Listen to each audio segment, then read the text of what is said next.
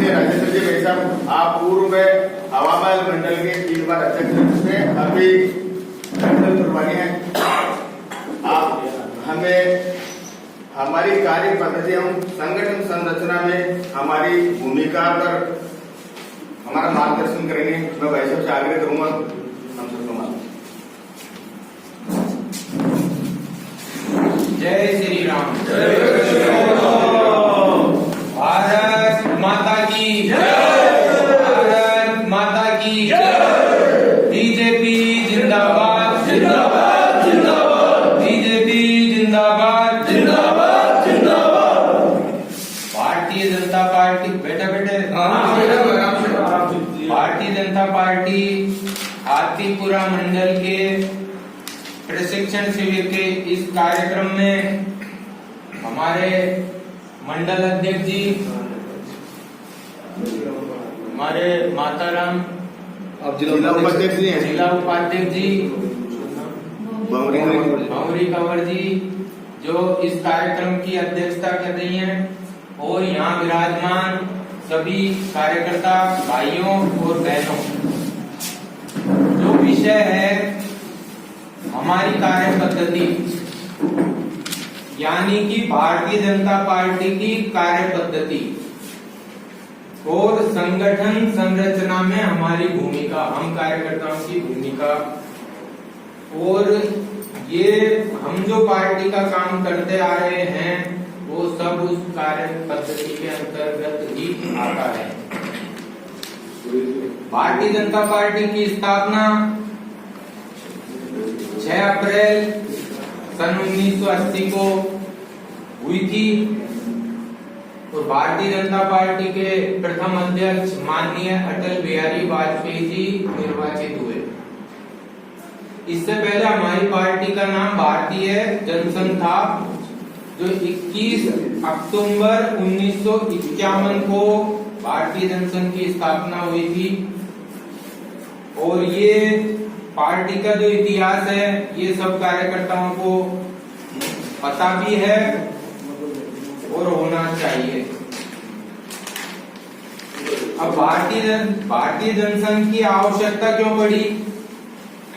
आजादी से पहले और आजादी के बाद जो तुष्टीकरण की नीति चल रही थी, क्या भाई साहब, तुष्टीकरण की जो नीति चल रही थी उससे जो राष्ट्रवादी सोच के लोग थे वो दुखी थे। तो उस समय ऐसी पार्टी की आवश्यकता थी जो देशभक्तों की पार्टी हो।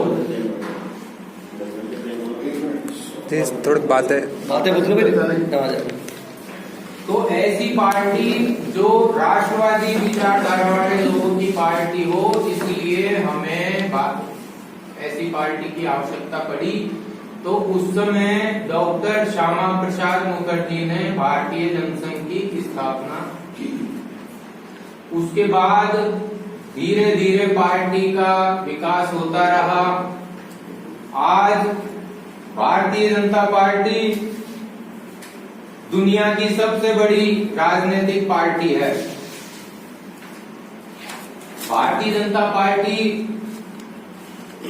देश को समर्थ राष्ट्र बनाने के उद्देश्य से बनी। भारतीय जनता पार्टी कार्यकर्ताओं की पार्टी है। भारतीय जनता पार्टी विचारधारा की पार्टी है। और आज अपनी पार्टी दुनिया की सबसे बड़ी पार्टी है, तो हम सभी कार्यकर्ताओं का ये सौभाग्य है कि हम दुनिया की सबसे बड़ी राजनीतिक पार्टी के कार्यकर्ता हैं। तो कार्यकर्ता बंधुओं, अब पार्टी तो बहुत बड़ी हो गई। केंद्र में हमारी सरकार है, पूर्ण बहुमत की सरकार है। इसके अलावा केंद्र के साथ साथ आधे से अधिक राज्यों में भी हमारी सरकारें हैं। जैसे जैसे पार्टी का जनता में विश्वास बढ़ता है, भरोसा बढ़ता है, वैसे वैसे ही पार्टी की और पार्टी के कार्यकर्ताओं की जिम्मेदारी भी बढ़ती है। पार्टी बड़ी है तो हम कार्यकर्ताओं की भी जिम्मेदारी बढ़ी ज्यादा है। तो ऐसे में जब इतनी बड़ी पार्टी हो गई तो उस पार्टी को चलाने के लिए हमें सक्षम कार्यकर्ताओं की आवश्यकता है, प्रशिक्षित कार्यकर्ताओं की आवश्यकता है, और ऐसे कार्यकर्ता जो भविष्य में पार्टी नेतृत्व को संभाल सके। उसी के तहत हमारे राष्ट्रीय अध्यक्ष माननीय जेपी नड्डा जी ने मंडल प्रशिक्षण शिविर, उनके आदेश पे पूरे देश में मंडल प्रशिक्षण शिविर आयोजित किए जा रहे हैं। तो ये मंडल प्रशिक्षण शिविर से ये अपना जो ये दूसरा दिन है, तो कई विषय आए होंगे। तो ऐसे मंडल प्रशिक्षण शिविर में हमें बहुत कुछ सीखने को मिलता है, आपस में संपर्क भी होता है। अब जैसे मैं आया तो आप लोगों से परिचय हुआ है, तो उसके बाद आज का जो विषय है वो हमारी कार्य पद्धति और संगठन संरचना में हमारी भूमिका। तो कार्य पद्धति जो है वो विचारधारा की परिचायक है, और वैचारिक रूप से हम विचारधारा से जुड़े हुए हैं। हमारी पार्टी कार्यकर्ताओं की पार्टी है, किसी परिवार की पार्टी नहीं है। और कार्य पद्धति जो है हमारी विचारधारा को जन जन तक पहुंचाने का काम करती है। संगठन को सशक्त बनाने का काम कार्य पद्धति करती है। जो अपन काम करते हैं उससे संगठन मजबूत होता है। अपन जो काम करते हैं, घरों में जनसंपर्क करते हैं, तो हमारी विचारधारा को जन जन तक पहुंचाने का कार्य पद्धति करती है। अब कार्य पद्धति के दो मुख्य अंग हैं। उसमें पहली है सांगठनिक व्यवहार पद्धति और दूसरी है व्यक्तिगत व्यवहार पद्धति। व्यवहार पद्धति जो है वो संगठन को बलशाली और शक्तिशाली बनाना इसका उद्देश्य है, व्यवहार पद्धति का। अब इसमें कुछ मुख्य अंग हैं। उनमें सबसे पहला है मनुष्यों का संगठन। तो भारतीय जनता पार्टी है, आपस में परस्पर मित्रता के आधार पर हम लोगों को जोड़ते हैं अपनी पार्टी से।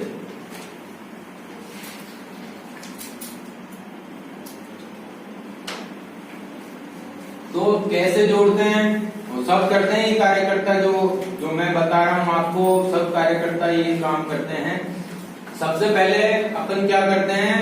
सामान्य सदस्य बनाते हैं।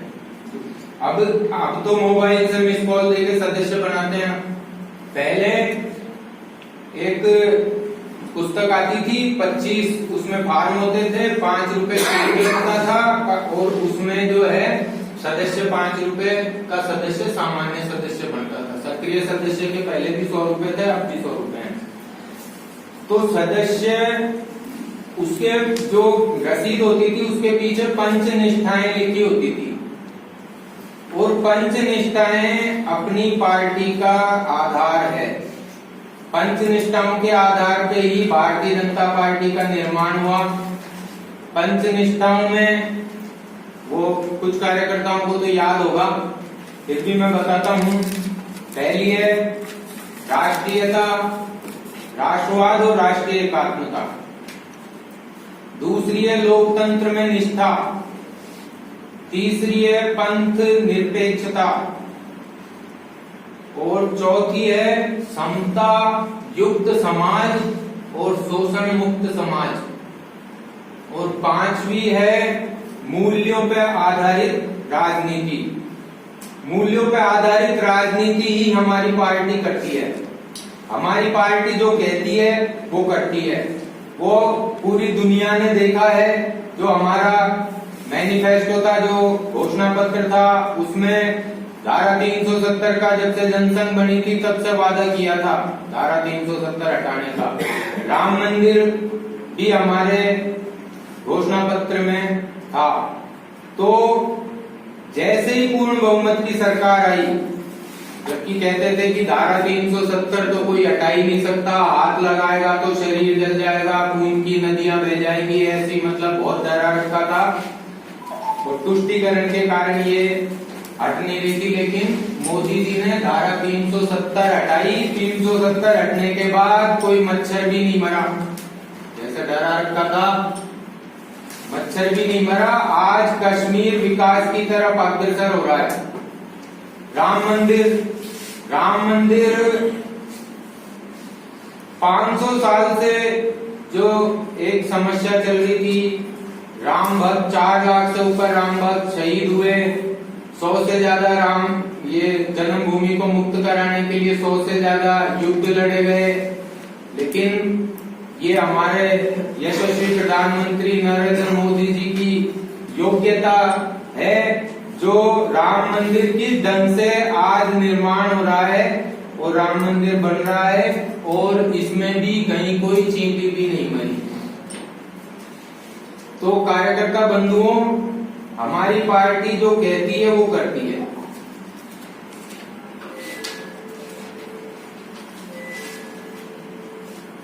फिर कार्यकर्ता जो होता है उसका आचरण कैसा होना चाहिए, सोच कैसी होनी चाहिए। तो पहला है उसमें सबसे बड़ी जो गुण है उसमें सहज उपलब्धता। मतलब कोई अपना कार्यकर्ता है या नेता है, उससे कोई मिलना चाहता है तो वो आसानी से उपलब्ध हो, आसानी से कोई भी मिल सके, अपनी बात कह सके। ये सबसे बड़ी जो गुण कार्यकर्ता का होना चाहिए। और होता है, कई कार्यकर्ता ऐसे होते हैं 24 घंटे कभी भी 2 बजे फोन करो ये समस्या साथ लग लेते हैं। तो कोशिश, कई होते हैं जिनके पास समय नहीं, लेकिन कोशिश करनी चाहिए सहज उपलब्धता। फिर है धैर्य। दुनिया की ये मान लो सबसे बड़ा गुण है, सबसे बड़ी पूंजी है। जिसमें धैर्य नहीं है वो कभी भी आगे नहीं बढ़ सकता। और धैर्यवान व्यक्ति को दुनिया की कोई ताकत आगे बढ़ने से रोक नहीं सकती है, तो जिसमें धैर्य है। कई बार क्या होता है, अभी मैं ये चांदपोल मंडल का प्रभारी था नगर निगम चुनाव में, जो तो वार्डों में जो बायोडेटा वगैरह ये आते थे, उसमें मैं यही बोलता था हर जगह कि टिकट मांगने का हक हर कार्यकर्ता को है, लेकिन टिकट एक को मिलेगा और जिसको टिकट मिले सबको उसके साथ लड़के काम करके जिताना है पार्टी को। तो अब कई बार क्या होता है, टिकट नहीं मिला, कुछ लोग उपसा देते हैं, उनमें पंप भरते हैं, वो चुनाव निर्दलीय लड़ लेता है, उसकी जिंदगी खराब हो जाती है, हमेशा के लिए दाग लग जाता है। तो धैर्य बहुत जरूरी है। धैर्यवान कार्यकर्ता आज नहीं तो कल उसका नंबर आएगा, आगे बढ़ेगा ही बढ़ेगा। तो पेशेंस जो है, धैर्य होना बहुत आवश्यक है जीवन, पार्टी में भी और वैसे जीवन में भी।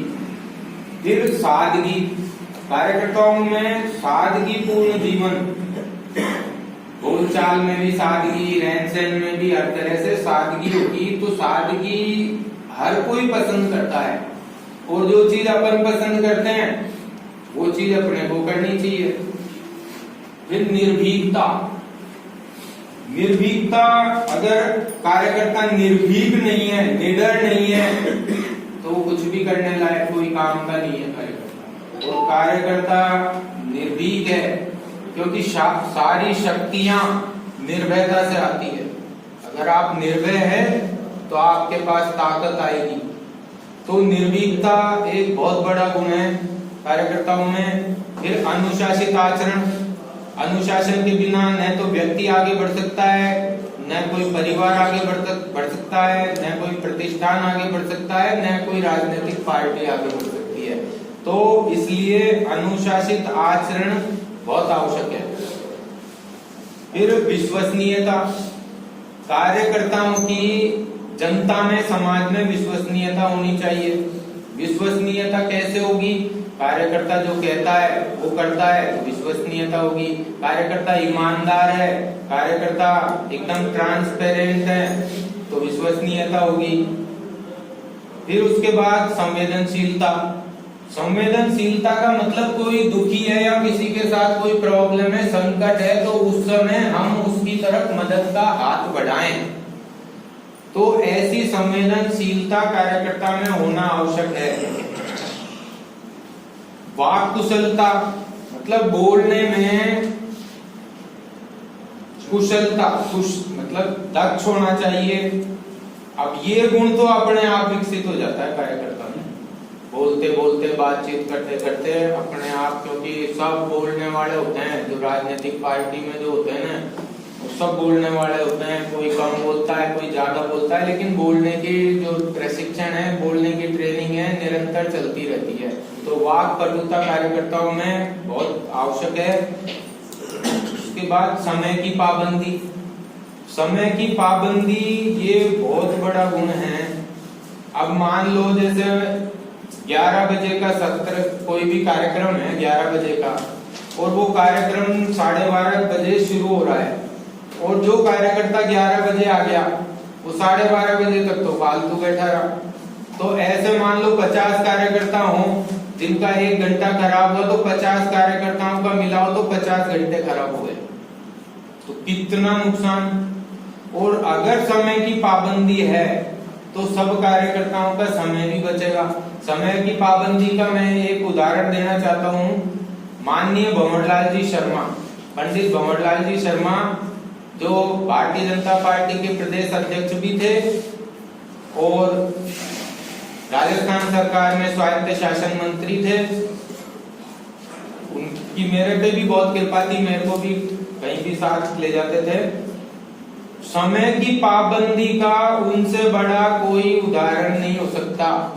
अगर 11 बजे का कार्यक्रम है और भंवर जी भाई साहब आ गए, तो इसका मतलब है आप घड़ी मिला सकते हो कि 11 बज गए, 1 मिनट न तो कम होगा न ज्यादा होगा, ये सबको पता है ये चीज भंवर जी भाई साहब की समय की पाबंदी का। फिर परनिंदा से बचना, ये कार्यकर्ताओं के गुण। ये अपने कार्यकर्ता सब, भारतीय जनता पार्टी एक अलग तरह की पार्टी है, अच्छे कार्यकर्ताओं की पार्टी है, लेकिन फिर भी जो चीजें ये सबको पता भी है, रिपीट भी मैं कर रहा हूँ, तो इन चीजों का थोड़ा कोशिश करें अपने आचरण में लाएं। कोई भी चीज जैसे आपने सुनी, मैंने बोली, तो ज्ञान की बात तो बढ़िया अच्छी लगी, साहब बढ़िया बोले भाई साहब, लेकिन उसको जितनी % अपन आचरण में लाएंगे तो वो है लाभ। तो कोशिश ये हो जो मतलब अच्छी चीजें उसको अपन आचरण में लाएं।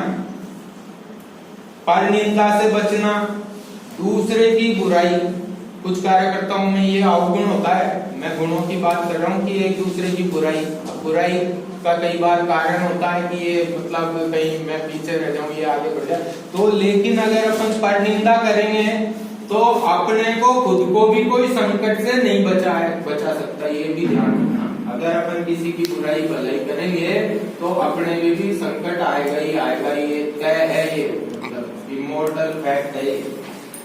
तो कार्यकर्ता बंधुओं, एक अपनी पार्टी में जैसे किसी से पूछा आपके पास क्या पद है, तो बोलते हैं कि साहब मेरे पास ये दायित्व है, तो पद नहीं, दायित्व का भाव।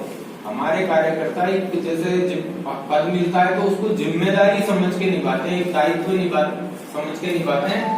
तो दायित्व का भाव हमारी पार्टी के कार्यकर्ताओं में होता है, और जिनमें नहीं है उनको ये डेवलप करना चाहिए। पुराने कार्यकर्ताओं का सम्मान हो, नए कार्यकर्ताओं का स्वागत हो। पुराने कार्यकर्ताओं का अगर हम सम्मान करेंगे तो हम जब पुराने होंगे तो हमको भी सम्मान मिलेगा। तो ये चीज के फायदे के लिए भी है और संस्कारों के हिसाब से भी बहुत अच्छी है। एक कथनी और करनी में अंतर नहीं होना चाहिए। जो अपन जो कहते हैं वो करते हैं तो अपनी विश्वसनीयता बढ़ती है। जैसे अपनी, अभी मैंने बताया अपनी सरकार है, उसकी कथनी और करनी में अंतर नहीं है। जो हम कहते हैं वो करते हैं, हमारी पार्टी जो कहती है वो करती है। दूसरों की भी सुने। कई बार क्या होता है, कोई कार्यकर्ता है, भाई साहब ये बात, उसकी बात काट दी, फिर भाई साहब ये बात, फिर कट गई बात। तो ये ध्यान रखें कि कोई कार्यकर्ता आपको कुछ कह रहा है, उसकी बात भी सुननी चाहिए। हो सकता है आपकी भलाई की बात कह रहा हो, लेकिन आप बार बार उसकी बात काट रहे हैं। फिर जो इसके अंग हैं, ये तो कार्यकर्ताओं के गुण जो होने चाहिए। फिर उसके बाद जो अंग है उसमें परस्परता। परस्परता मतलब संगठन एक दूसरे के सहयोग से चलता है, कोई एक व्यक्ति संगठन नहीं चला सकता, इसलिए परस्परता आवश्यक है। फिर सामूहिकता, समूह के रूप में सारे क्रियाकलापों का संचालन। समूह सामूहिकता का सूत्र है सबको साथ लेकर चलना, सबको साथ लेके चलेंगे तब ही संगठन अच्छा चलेगा। इसके बाद आता है संवाद, ये मुख्य चीजें हैं। संपर्क करेंगे तो भी संवाद होगा, संवाद करेंगे तो भी संपर्क हो जाएगा। तो संवाद जब हम करते हैं किसी से भी, तो संवाद से मतभेदों को भुलाया जा सकता है। संवाद अपन करते रहेंगे तो मतभेद नहीं होंगे। और संवादहीनता जो है अपनी दूरियां बढ़ा देती है, दूरियां बढ़ेगी मनमुटाव आएगा। तो संवाद बहुत आवश्यक है। संवाद से समस्याओं का समाधान होता है। कोई भी बड़ी बड़ी समस्याएं हैं वो संवाद से ही हल हो सकती है। कई बार बड़े बड़े युद्ध होते हैं लेकिन युद्ध से कभी कोई नतीजा नहीं निकलता है। जब टेबल पे आके संवाद किया जाता है तभी उसका कोई समझौते पे पहुंचा जा सकता है और वो जो लड़ाई है उसका समाधान हो सकता है। अब संवाद के लिए अपन क्या क्या करते हैं, अपना सत्र छोटा करना है बड़ा करना है? छोटा करो, सब भूखे हैं। तो मैं भी छोटा कर देगा तो दाल बाटी बनवा दीजिए। क्या छोटा ही कर देता हूँ, मैं भी भूखा, मैं भी खाना खा के किया। तो अच्छा, संवाद के लिए अपन क्या करते हैं, वार्तालाप करते हैं, बैठक करते हैं, मीटिंग करते हैं, वहां पर संवाद होता है। संवाद पत्राचार से भी किया जा सकता है, गोष्ठी भी होती है। थोड़ा मैं शॉर्ट में थोड़ा स्पीड से कर देता हूँ। हाँ, कभी फिर संपर्क। अब मैं इसीलिए पहले, नहीं तो क्या है वो सिस्टम सब जगह, मतलब जैसे 40 मिनट के आसपास, उसके बाद किसी बस्ती। फिर संपर्क, संवाद के बाद संपर्क। संपर्क कार्यकर्ता को हमेशा करते रहना चाहिए कार्यकर्ताओं से। और संपर्क के लिए अपन प्रवास भी करते हैं। अब तो बहुत आसान उपाय है, मोबाइल से संपर्क किया जा सकता है। मोबाइल से संपर्क करके सूचना दी अपन ने, कोई भी बात करनी है, वो सब संपर्क से समाज को जोड़ना। फिर एक अंग है अनुशासन, जिसके बारे में मैंने बताया। अच्छा, कार्य पद्धति के कुछ उपकरण भी है। कार्य पद्धति के उपकरण एक तो संगठनात्मक है, एक रचनात्मक है, एक आंदोलनात्मक है। जैसे सूखा, बाढ़, भूकंप, ये जो प्राकृतिक आपदाएं आती है तो उसमें कार्यकर्ताओं को, जो पीड़ित जो लोग हैं, पीड़ित बस्तियां हैं, उनमें बचाव का, राहत का, पुनर्वास का ये काम भी करते भी हैं, करना चाहिए। उससे पार्टी की भी छवि अच्छी होती है, कार्यकर्ता की भी उस क्षेत्र में इमेज बढ़ती है, प्रभाव बढ़ता है। आम आदमी की आवश्यकता के लिए संघर्ष अपनी पार्टी हमेशा से करती है, ये करना